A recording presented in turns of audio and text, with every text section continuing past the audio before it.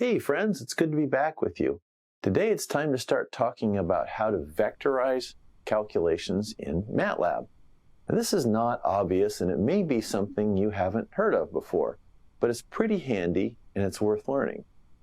Now, the big idea here is that MATLAB likes to think in terms of lists of numbers. That means it likes to think in terms of vectors and matrices. When you're doing calculations, like say you're making a list of numbers to plot, or you're doing a parameter sweep or something like that, you can put those in a loop if you want. Or you can vectorize this. You can assemble the calculation as vectors, and MATLAB will run faster.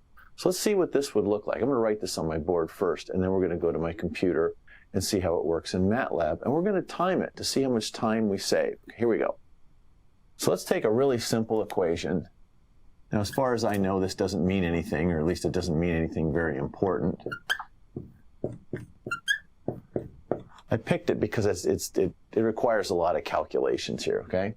So what I can do, if I want, I can start a loop. I can go from 1 to n, where n is the number of points I want in this. Let's say I'm going to plot this. So n would be the number of points in the plot.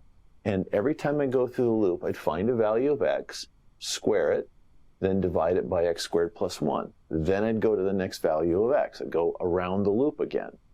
There's another way to do this. You can do this in MATLAB. You can actually create a vector of x's. Then you can square the vector and then divide it by this. That'll work just fine. And if you do it this way, it'll run a lot faster. Now, a couple things to keep in mind. The first is, when you vectorize calculations, they're hard to read unless you're really used to looking at MATLAB. But at first glance, it's hard to read. Maybe it's because I learned programming about 1 million years ago. I find loops, calculations going on inside loops, easier to read. Now the other one is, something like this, you're not going to save much time unless you're doing a huge number of calculations. Now a long time ago in my engineering career before I came to Purdue, I actually ran into a set of calculations I needed to vectorize. I was writing code in MATLAB to process some vibration data we took off a car. And since we were sampling at 51,200 samples per second, and we had, I forgot, 100 or 120 channels, the file got pretty big. And to process all this stuff in MATLAB without vectorizing it took about 45 minutes to run. Once I vectorized it, it ran in 7 minutes.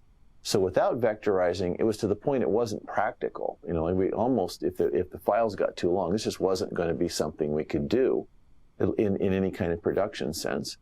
But with vectorization, heck, hit run, go get a cup of tea, go to the bathroom, something. When I'm back, it's done. Right? So we went from impractical to practical, and the only difference was vectorization. Now, it's hard to talk about this on the board, so let's just go to my computer and I'll show you how this works. There's a little bit of syntax here, and I'll talk you through it. It's pretty easy once you figure out what you're doing, and it's one of these diminishing return things. A little bit of vectorization will help you quite a lot. Additional vectorization may or may not. So there's a lot of, I don't know what you'd call it, low-hanging fruit, I guess. You can get a lot of utility for not too much investment. So with that in mind, let's go to my computer and let's try this.